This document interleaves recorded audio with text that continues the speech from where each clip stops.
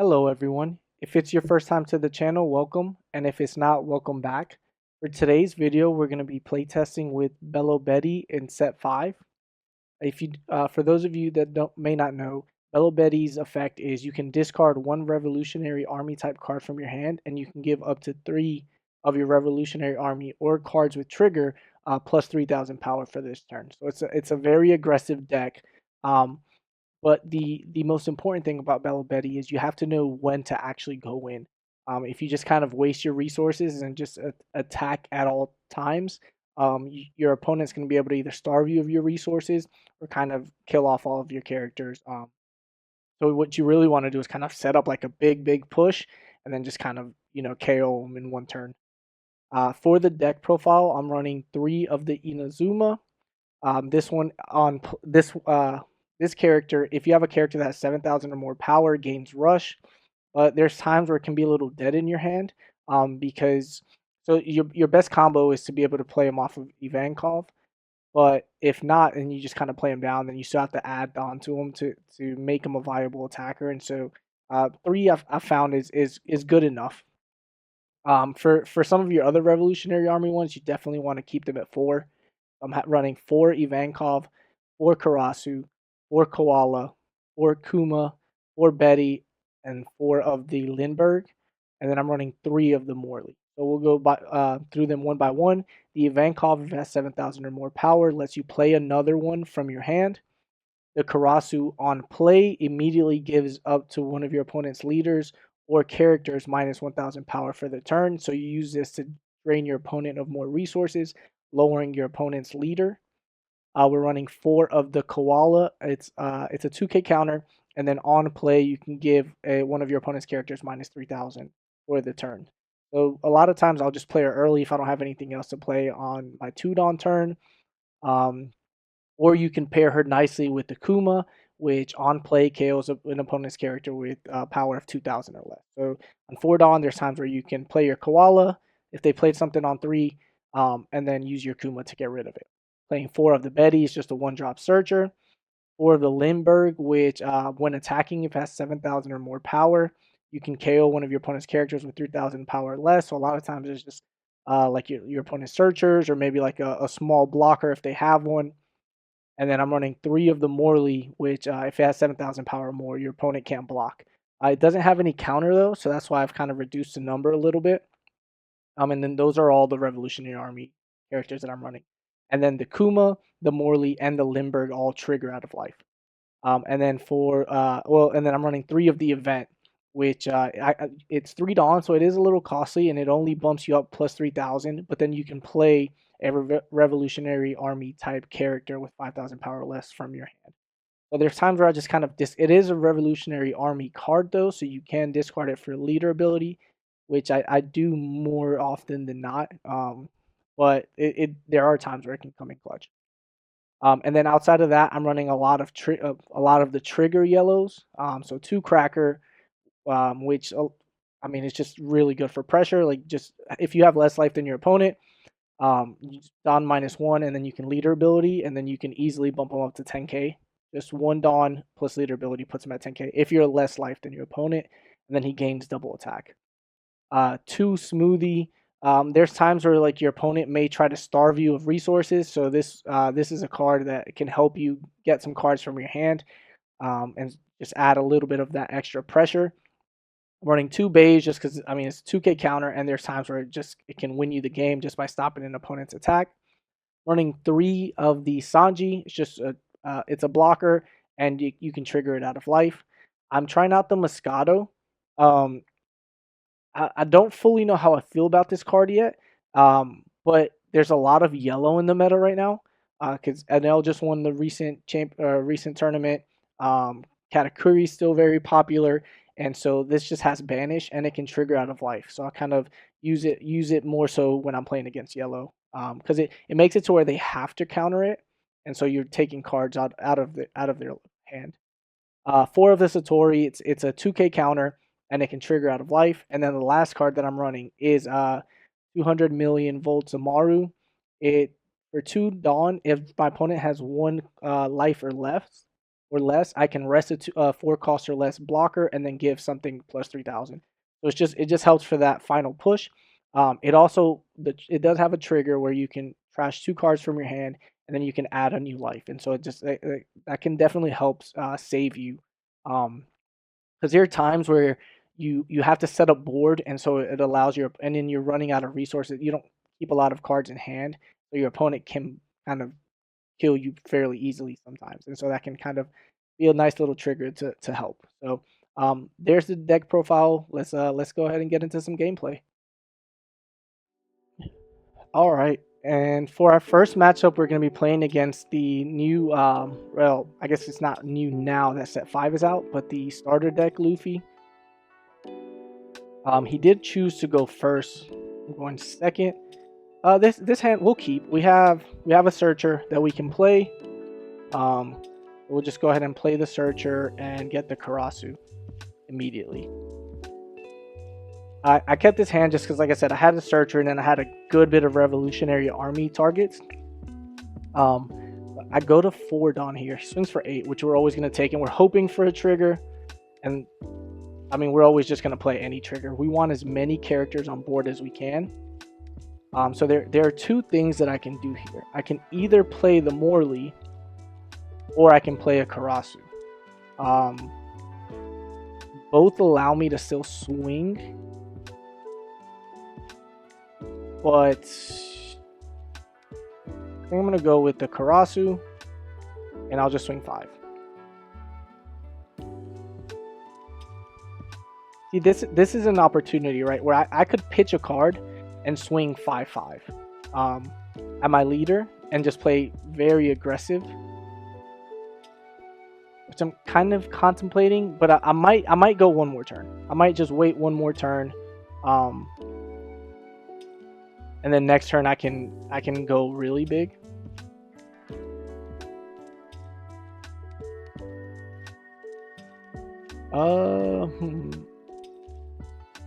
We'll counter out of this one.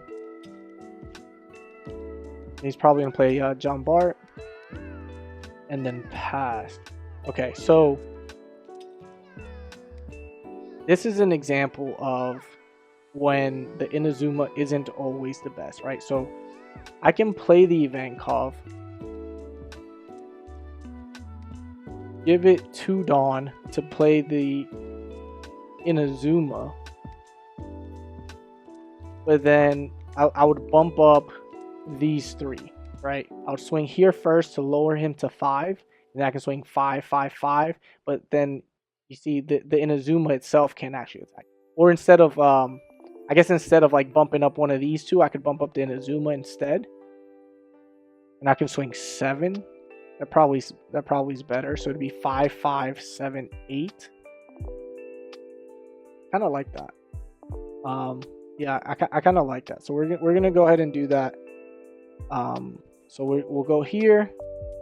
We'll activate ability, play the Inazuma, and we'll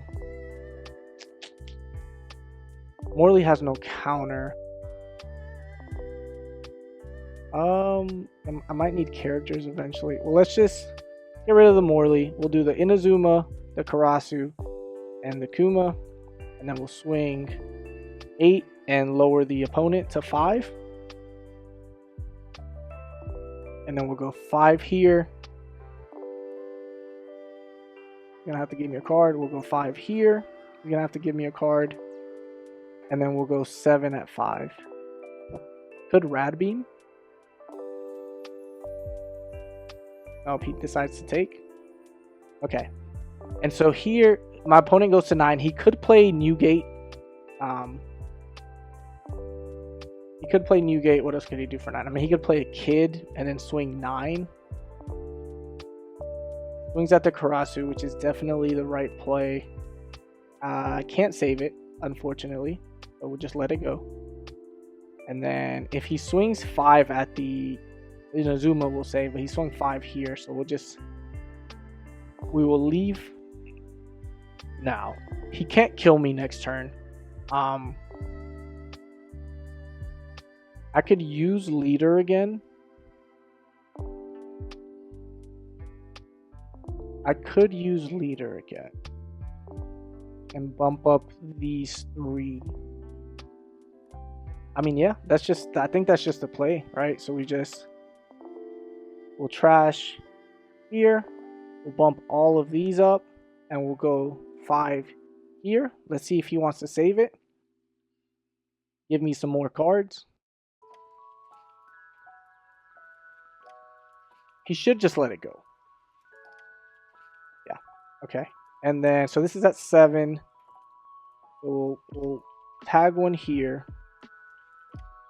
We'll go 8. And then he doesn't have any Dawn up. So I'm just going to put everything on Inazuma and just swing 15.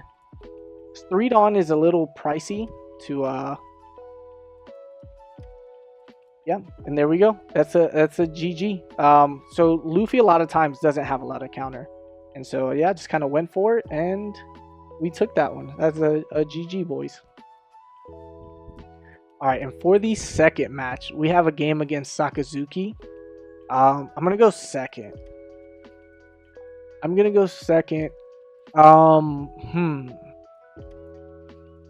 Interesting. I have the Karasu. I have the Kuma. Let's keep. I mean, the Kuma can't really kill anything. Oh, Mancheri though. Okay, so we'll definitely kill the Mancheri. That's just a freebie. That's a freebie. We'll take that. He plays brand new.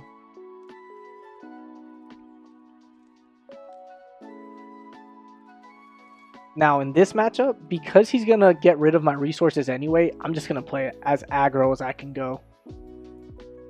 He can swing 6. Yep, we'll take. That is the best possible trigger we could have here. I want to keep the Amaru because I think it's going to help me out. I think the Cracker is going to be too slow. I think the Cracker will be way too slow. Okay, so what we're going to do here is I could play. I'm getting rid of the brand new regardless, right? So because of the Limburg. But I need to trash a card. Okay. I could go 5. Right, so what I'm contemplating here is I can play Inazuma, right? Trash the Karasu, do 5, 7, 8, and 5 with leader, of course. Kill the brand new, and then I could still play the Betty to get me another card. Well, actually, let's play the Betty first. Let's play the Betty first and just try to grab something we don't care about, right? Instead of the Karasu, that way we can keep the Karasu for later. Now, perfect. So now I play the Inazuma. I'll use its ability, trash Limburg. I will pump these up, right? So it gains rush now. I'll swing 5 at life.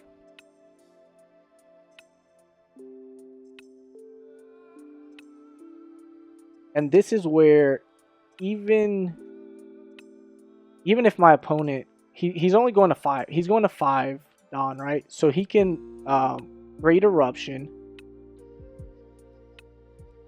He can Great Eruption and kill the Limburg and the Betty. And then he could probably attack another one. But I'll still have another character on board. And then I'll Karasu and then kind of go from there. So yeah, I'm just going super aggro at face before he can establish and set up. If he decides to go for a blocker, then I'll just 200 million volts. And then same thing, just keep going as aggro as I can. Yeah, just because kind of like I said, in this matchup, he's going to get rid of your characters anyway. So there's no point in trying to fully build your board. Then you just kind of lose the value on them. I mean, the only thing differently that my opponent could have done at the moment was maybe not give me the Manchuri at the beginning and just passed. But he might not have known that I play Kuma. And then, I mean, he just did brand new on turn 2, going 6, just standard, and then just kind of went from here.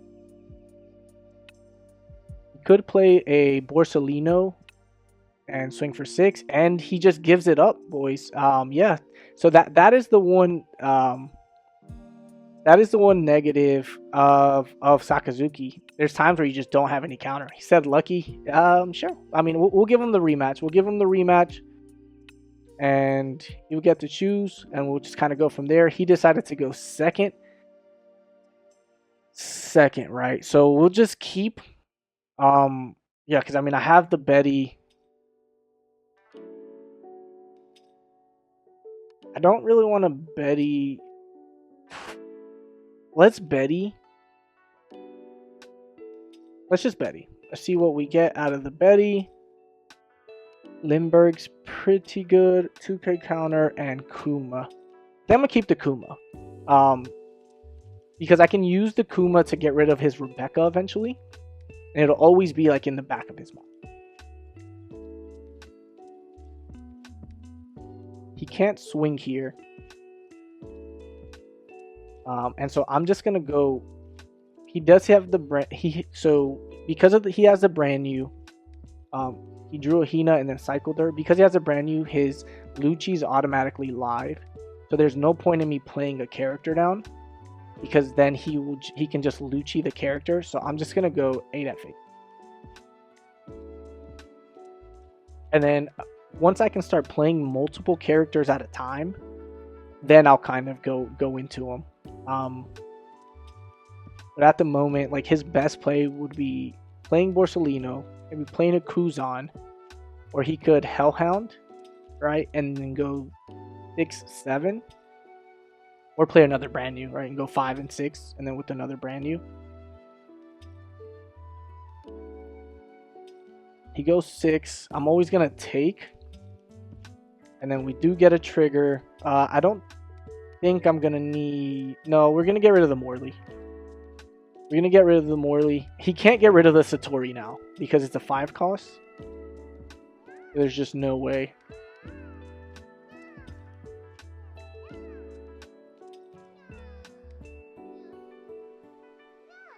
Plays an OT. Ooh, a koala would be so big right here.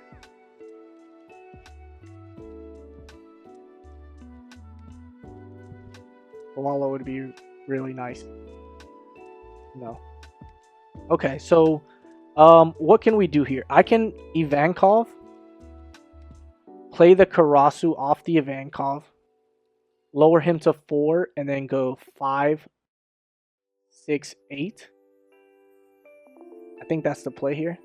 So we'll do this. We'll activate leader ability. We'll pitch here, right? Then we'll activate ability to play the Karasu, and then we'll swing 5, 6, 8. And then he has a lot of characters to try to get rid of. And he doesn't have any 2K counters. Okay, so he's most likely taking 2 life here.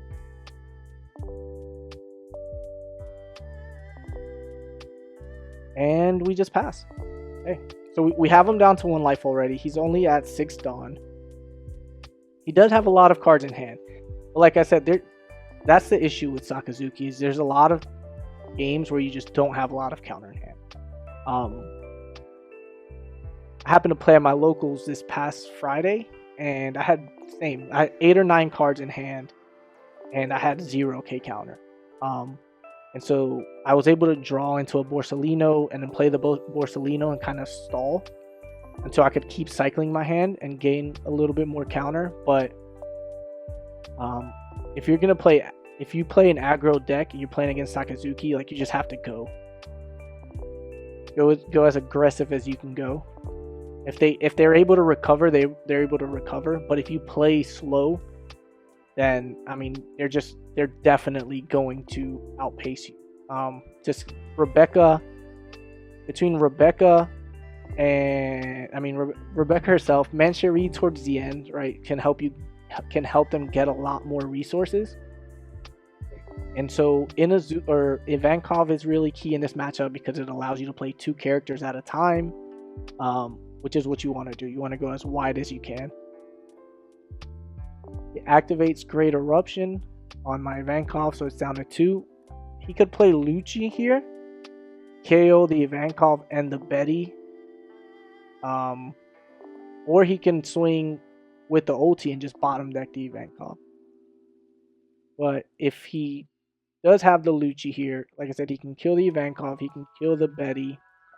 He has one extra Dawn. After that, he won't be able to remove the Satori or the Karasu.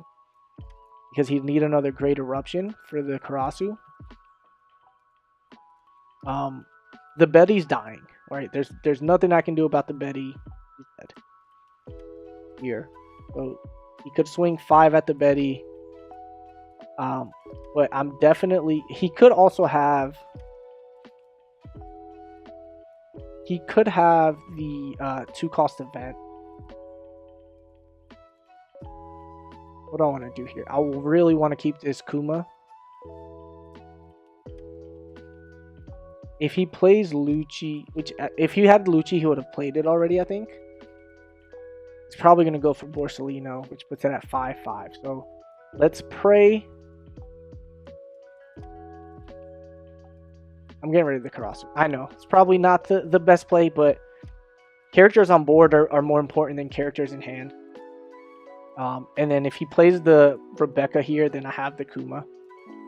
Get rid of it. And then I could have just got rid of the Satori there instead. But if he swings 7 at it, then this still allows me to save.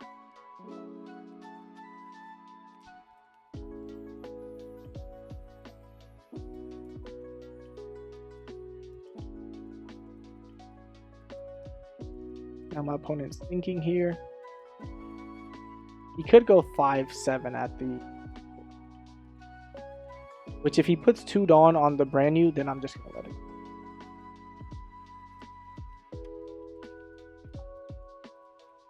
Yeah, so it just dies here. Yeah, it just dies. And then he can Hellhound my Ivankov and then swing 6 at life.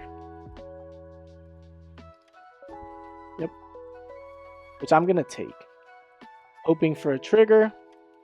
Boom. And, alright, so we're going to trash here. Pump these 2 up. And then we're going to go 8 at his 4.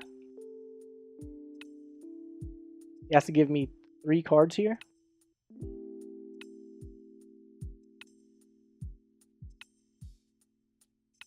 Doesn't have it. I'm going to go 8 at his 4 again. KO the brand new.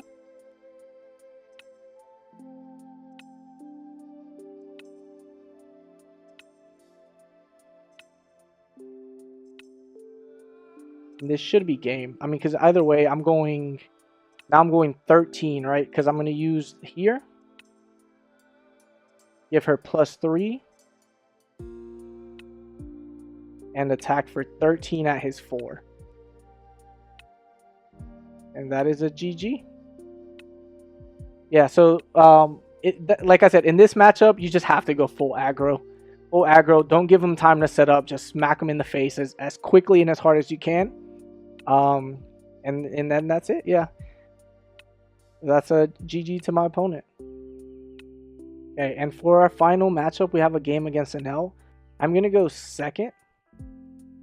I like this hand. We're gonna keep because if he plays a one, they don't play a 1-drop. Never mind. I was gonna say if he played a 1-drop, which they don't, I could have played the Kuma, but I'll keep the Kuma for a Shura or a Brule. So I'll just play the Betty here, and I'll get the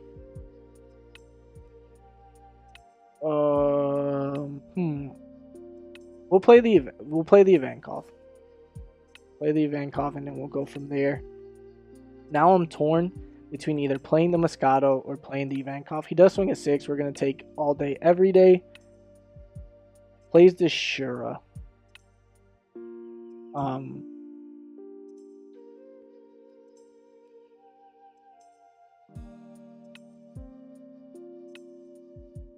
Let me think about this for a second.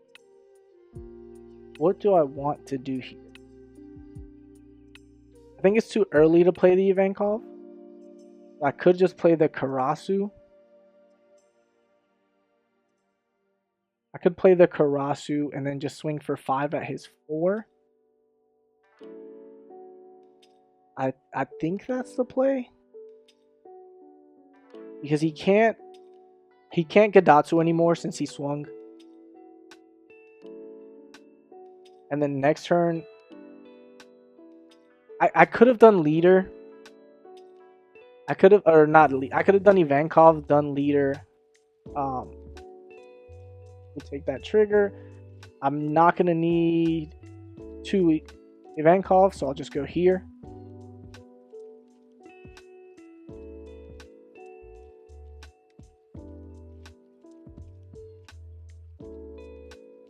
He does it. He uses a Thunderbolt on the Karasu. Okay. Yeah, so... Okay, so perfect. What I'm going to do here is I'm going to play the Kuma, play the Ivankov, use leader ability, play the Inazuma. But see, Inazuma won't be able to swing. And that's the issue that I've been finding. I might just play the Morley. So I'm definitely going to play, right, this here. Get rid of that. Okay. Then I'm going to here activate the leader ability. Get rid of the Inazuma. I'm going to do here, here, and here. Activate his... Well, okay. Yeah, no, in case I hit a Thunderbolt, right? In case I hit a Thunderbolt, we'll go ahead and hit here. So we'll go 5. I should have gone 5 with leader first. I should have gone 5 with leader first. It probably doesn't matter too much, but... if he hits a Thunderbolt here, then that kills the Satori. He should go for the Satori. But... get an outdoor. Okay, he kills the Kuma. I'm going to go 5 here. The reason for that is, if he counters out of it, I'm not swinging with the Satori. Because then it'll just give him a free cycle. He does take, though. Which I don't think is correct. Unless he has no counter and there's nothing he can do about it. But, yeah, because now I go 8 here, and he has to counter out of it, or I put him to 0 life. Yeah, see? Now he has to give me 3 cards to get out of that. He should have just countered out of the leader swing. Yep, that one dies. He could play either a Linlin, or he could play a Enel, the Rush Enel. He doesn't. He plays the Shura. If he had the Rush Enel, then I would save the Satori, because I could 5k counter here with the leader, and then get rid of both of these to counter out and save them. And then next turn, I'm just gonna go fully aggressive.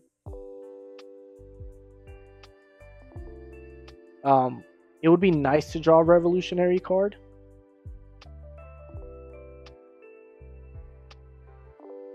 Swings for 7, and then he could play a Brule. 8.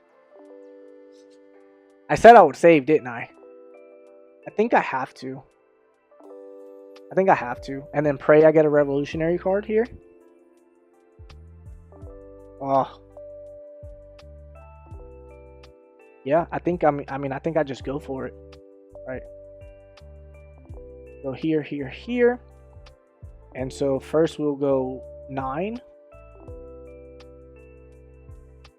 I'm going to keep the Morley for last in case he hits a blocker trigger.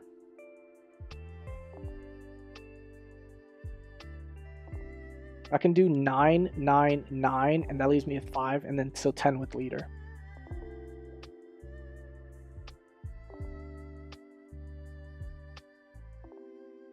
Yep, so he just kind of cycles. I swing 9 again. That way, if he has an outdoor, he has to give me an outdoor and another card. But actually, I'm gonna do 9 with. This is tough, right? Well, let's see what he does here, and then we'll decide on which one we attack with next. Okay, so no trigger. So yeah, same thing. We'll just go 9 again. And then 10. And if he has this, he has it. Like, then he just baited me into going for it. But I kind of felt like I had to go for it. Did he have it? And he did it, and we take it. Nice. GG. GG. All right, boys, and for the boys and girls, sorry, and for the final thoughts on the deck, we had 4 games there. We played against a red purple Luffy, 2 Sakazuki, and an Enel, so a lot of meta, and we were able to take all 4 games. You just depending on the most important thing about when you play an aggressive deck is knowing when to be aggressive, right? If you go aggro from the start, decks are going to be able to, unless certain decks, right, will be able to survive that, and then they're just going to get you on the clap back. So Enel is one of those decks um, where because they have so much sustain there towards the end, that if you just constantly swing, it just drain you of your resources, and you won't be able to survive, right? Luffy and Sakazuki are the opposite because they get going a little bit more in the mid game.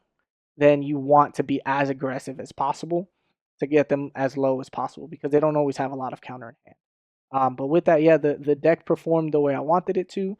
We had some really good games. I appreciate you all for watching, and I hope that you all have an amazing day.